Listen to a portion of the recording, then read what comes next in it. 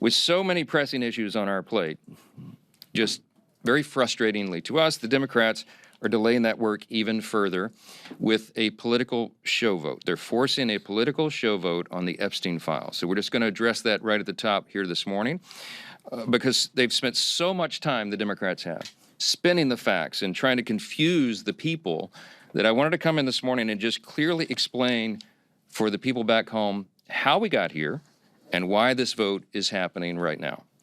First, a quick review of the relevant history here. For 4 long years under the previous administration, under the Biden-Harris administration, Democrats insisted there was no border crisis. Remember, they told you that that wasn't a problem at all. They dismissed inflation as transitory. That's what they told us. They told the American people not to believe what we could all see with our own eyes, that there was an obvious mental and physical decline on the part of President Biden individually.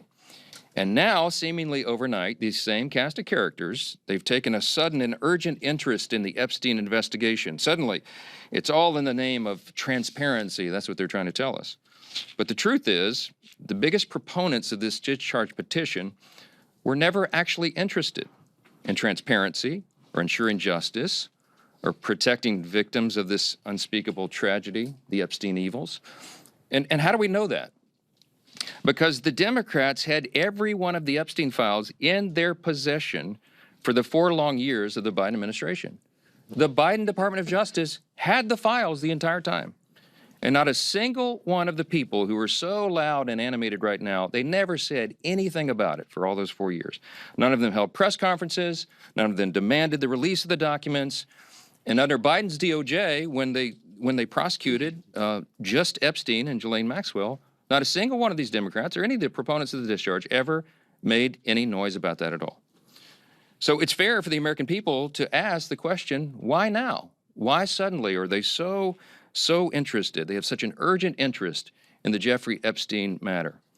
The truth is simple and straightforward and obvious for anyone who is willing to look at it objectively. Clearly, this is a political exercise for Democrats and a few others, sadly, and it is as deceitful and dishonest as their pointless stunt to shut down the government. Same ideology behind this. Democrats are trying to use the Epstein matter as a political weapon to distract from their own party's failures. And in a desperate attempt, they're trying to somehow tie President Trump to the scandal. President Trump has nothing to do with it. He has said himself he has nothing to hide. And that's clearly what they've been trying to do. They're trying to attack President Trump. This is what they've done. They weaponized the justice system over the last several years to go after him, and this is their latest attempt. And they don't have a platform or a principle to defend on the Democrat Party side, so they put all their eggs in this basket. And that's why you hear endlessly about Epstein, Epstein, Epstein. Everything's about Epstein. Now, this was an unspeakable tragedy, we said that. And we have great compassion for the victims. And I'm heartened that I met with the victims. Our House Oversight Committee members met with the victims, and they deserve justice. It has been too long delayed. Not just justice for what they were made to endure, but also we need answers on why it took so long for the Department of Justice itself to do that job under previous leadership. Republicans, meanwhile, are working in earnest to deliver transparency to the American people, and we're working to do that in a responsible manner that does no further harm to these innocent people and the victims who have been wrapped into this. There are a few key facts here that everybody needs to understand. First, I mentioned the House Oversight Committee doing its work. That is a bipartisan effort. They are already producing far more than the discharge petition even anticipates. Chairman Comer is our chair of oversight. Some of the biggest bulldogs in Congress serve on that committee, you all know, and I've mentioned this so many times. They have been, on the Republican and Democrat side, they're deeply dug in. They've been working around the clock. They worked even through the government shutdown, and there were tranches of documents that were released even over that period. So far, by last count, it's over 65,000 documents, Epstein file documents, that are now out in the public for everyone to review. That includes tens of thousands of pages from the Epstein estate. And that includes Epstein's flight logs, his personal financial records and ledgers, his daily calendars, and so much more. And none of that is even written or included in the discharge petition. So in other words, the Oversight Committee is doing far more than the discharge even anticipates, and the most valuable information thus far has come from the Epstein estate files. That was produced because of the work of the Oversight Committee that is doing that in a professional, robust manner, using the full subpoena authority of the U.S. Congress. From the very beginning, our side has been insistent that this matter must be handled very carefully and with the utmost caution and care for the victims. We want maximum transparency. We have always been about that. We want every single person who had any scintilla, there's any scintilla of evidence that they were involved in the Epstein evils, they need to be brought to justice, and it should have been done a long time ago. We need to find out who those people are. But in the meantime, you have to remember there are real people's, innocent people's lives at stake here, and young victims who don't want to be dragged into this political game because it could hurt further what they've already endured. They would be made to suffer more harm if Congress is not careful in what we're doing. And unlike our very important work that's underway in the House Oversight Committee, the Democrat-led discharge petition would carelessly dump thousands of documents without proper protections for the innocent. I brought a chart in here this morning. I want to illustrate for you what we are concerned with. Now, I was a federal court litigator. The members of our House Judiciary Committee, Republicans in particular, have many of these concerns. You have Chairman Jim Jordan and attorneys like Chip Roy, who's running for Attorney General of Texas now. You have Brad Knott, who's a former federal prosecutor, many members on the committee. Andy Biggs is running for governor of Arizona. They're lawyers, and they understand that the way the discharge petition was drafted is haphazard and dangerous. This is why we have been opposed to this point, okay? And I could be here for a long time going through all the details of it, but the big concern we've all had all along is that the House bill, if it's passed in its current form and it was signed into law, it is dangerously flawed. And our problem and our frustration is there is no way for us in the House to amend it or correct these problems because the authors of the discharge will not allow it. And that's one of our great frustrations. Let me just very quickly, we have a legal document that the lawyers, we have all drafted to explain all this, but let me give you five quick, maybe the top 5 concerns about it, and there are more. But as drafted, the discharge petition, it fails to fully protect victim privacy. I'm going to read you an excerpt out of our legal document we put together to explain all this. Congress should give the Attorney General broader authority to redact all the victim information. The discharge doesn't do that. This would prevent the release of information that could be used to unmask victims who have chosen to remain anonymous. Now, you have some very brave women who have come forward and put their names and faces out there and done press conferences and explained that justice is overdue, and our hearts go out to them, and they are heroes.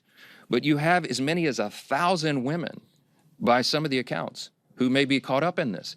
And the vast majority of them have not come forward, probably for obvious reasons. They don't want to be unmasked. But the discharge petition doesn't have adequate protections. It risks re-victimizing those who were trafficked and exploited. And the courts have recognized this concern, by the way. I'll read you a quick excerpt. On August 20th of this year, Judge Richard Berman, the Southern District of New York, issued an order denying the DOJ's request to release Epstein grand jury materials, noting, quote, names and identifying information of victims appear in the subject materials, unquote. Judge Berman then quoted a letter related to the victims' concerns, which stated the following, quote, transparency cannot come at the expense of the very people whom the justice system is sworn to protect, unquote. And importantly, the judge quoted a letter from one of the victims. In the proceedings, she is named as Jane Doe 2. She said this is one of the victims, quote, I beg the court to make sure it is of the utmost priority that in any sort of release, all and every detail that could possibly reveal our identities be redacted. The victims of Epstein's evils deserve that protection, and the discharge does not currently provide it, okay? Number 2, the discharge petition could create new victims, okay? Because it requires the DOJ to release information even in cases where the DOJ or the FBI has already reviewed it and determined it is not credible. It is false information. Doing this and requiring this to come out could ruin the reputations of completely innocent people, such as those who may just have known Epstein but knew nothing of his crimes, or whose names he exploited. Think of this, innocent people whose names he exploited and used to try to get close to his intended victims. Their names may be in these files, and they had nothing to do with this. And so by just haphazardly releasing it, you're going to destroy their reputations. Releasing information containing the names of innocent people would subject those innocent people to a guilt by association It would create an entirely new group of victims who have no means to clear their names. That's a concern of Congress, and it should be. It should be. Number three, the discharge in its current form fails to prohibit the release of child sexual abuse materials. That is a term of art. It's called CSAM, okay? It's defined in the U.S. Code. The discharge is so haphazardly written because, remember, it's just a political exercise for these guys. They don't seem to care about this, but they cited the wrong section of the U.S. Code. So when they say that we don't want child pornography to come out, child sexual abuse materials, of course, we don't want that released. They wrote this thing so quickly that they cited the wrong section. So you know what that means? It means that it doesn't really bestow any real legal authority on the Attorney General to redact those materials. And that would compel the DOJ to release that stuff into the public. Every single person in this room knows that's wrong, and you should stand against it. But that's what the discharge says. Number four, it jeopardizes the future federal investigations of the United States. Why? Because the discharge only allows the Attorney General to redact limited portions of records that could publicly identify individuals who were promised confidentiality. In this scenario, you're talking about whistleblowers, you're talking about confidential informants who came forward and gave information and evidence in exchange for agreeing to have their identities not revealed. Violating confidentiality, imagine the chilling effect that would have on future investigations. Who's going to want to come forward if they think Congress can take a political exercise and reveal their identities? Who's going to come talk to prosecutors? It's very dangerous. It would deter future whistleblowers and informants. And the release of that could also publicly reveal the identity, by the way, of undercover law enforcement officers who are working in future operations. Dangerous stuff, and they seem not to care. And by the way, I'm going to remind you again, we went to the authors. We asked the authors of the discharge to change this, and they said jump in the Potomac, all right? Number five, national security concerns, okay? The discharge requires the Attorney General to release within 30 days, quote, classified information to the maximum extent possible. This ignores the principle that declassification should always rest, and always has rested, with the agency that originated the intelligence. Why? So that they can protect their critical sources and methods. It is incredibly dangerous to demand that officials or employees of the DOJ declassify materials that originated in other agencies, in intelligence agencies. I could go on. I won't be here all morning, but there's a lot of problems. There's also a lot of legal scholars, and I'm among them, who are concerned that that you've got problems with grand jury secrecy. We know Rule 6E of the Federal Rules of Criminal Procedure prohibits the release of grand jury materials, but the way the discharge is drafted, you can make an argument that it requires all that to come out, and that is a serious problem. Grand juries are not adversarial, okay? There's no opportunity there for cross-examination. You can't disprove evidence. You can't challenge the evidence in any way. And if Congress goes in and breaks that seal and just starts releasing sensitive grand jury materials and allegations like that, it raises a risk that the grand jury process will be politicized in the future. And that's a whole other danger that we could talk about all day. I'm gonna wrap this up and just say that Republicans support maximum transparency. We always have. The President of the United States supports maximum transparency. You've heard him say it in his own words. But he has had the same concerns that I've just articulated here, and we've talked about that. All of us have had these concerns, and we understand that we have a responsibility to innocent people and victims that is not properly guarded by the discharge petition. And that's why we're so incensed about that. We've got to make sure that we disclose the names of anybody who aided or conspired in any way with Jeffrey Epstein.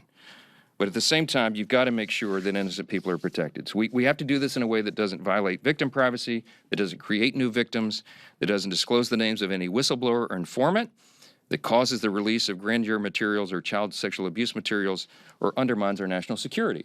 And I think everybody of good conscience and common sense would say, of course you have to do that. But here we are.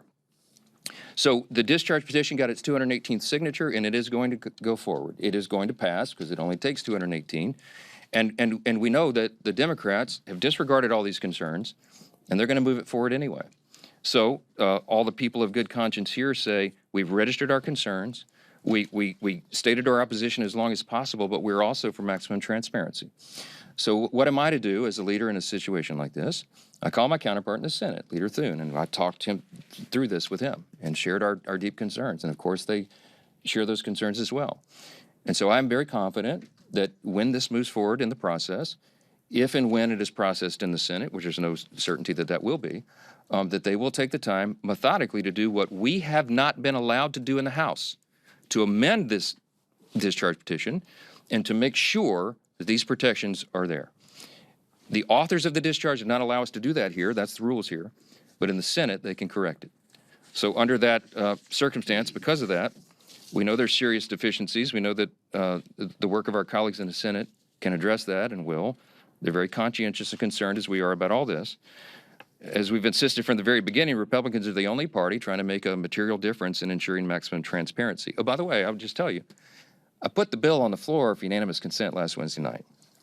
And guess who objected to it? The Democrats, okay? If this is so urgent and they were so concerned about getting this done and seeing justice be done and all that, they would not have blocked the request, okay? This is about politics. They blocked our unanimous consent motion to expedite their bill and made us waste all this additional time so they could have a show vote today. Republicans are ready to get the job done, to move forward so we can continue to get on to these important issues of dealing with what the American people demand and deserve for us to deal with. And so I want to leave you with this thought. Everybody should think long and hard about who here is acting truthfully, honestly, and in good faith. It is not the Democrat Party that has obfuscated and blatantly lied for the last 4 years about all these things. It is not the Democrats who shut down the government for their own selfish political purposes. It is not the Democrats who blocked the passage of this discharge a week ago because they wanted to have a political moment. It is the Republicans who are acting in good faith, and I believe the American people are going to see that and understand it. I'm going to vote to move this forward. I think it could be close to a unanimous vote because everybody here, all the Republicans, want to go on record to show they're for maximum transparency, but they also want to note that we're demanding that this stuff get corrected before it is ever moves through the process and is completed. I sincerely hope my Democrat colleagues will show the same level of urgency and enthusiasm when it comes to tackling the real issues facing the country that we got to get to. And that's what we really wanted to talk about this morning. Affordability issues are real, and the Democrats themselves created the crisis. Remember, over the last 4 years of the Biden administration, they spent like drunken sailors, and when you throw a bunch of new money into the system, it makes inflation rise, right?